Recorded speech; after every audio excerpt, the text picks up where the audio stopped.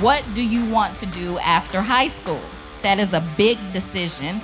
And for many of you, that probably feels like a very daunting decision. MakerFest is for kids my age to figure out what they want to do with their careers. Sophomores and freshmen can come look at careers they want to do in the future. There's a whole bunch of different careers and opportunities.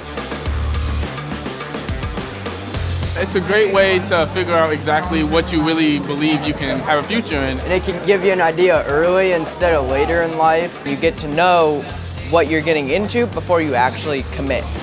Growing up, I didn't have this. I knew I was going to go to college, but I didn't know what was around Lima. I was comparing options with other places like Cincinnati and Columbus, and I always came back to that I wanted to be at home. I wanted to be at Nutrien because it was such a good company and I had that opportunity.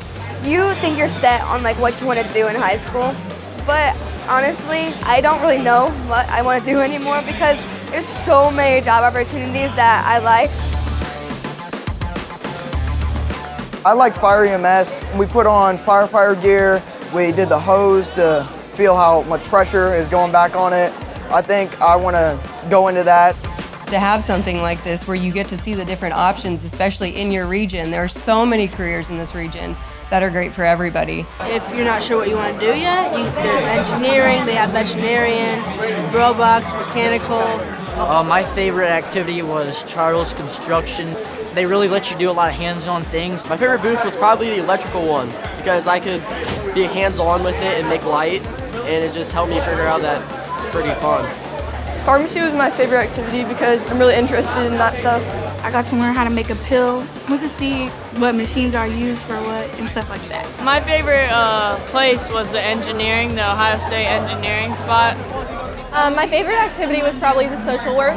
I liked that she explained the different pathways that you could go into and just the way she engaged with us.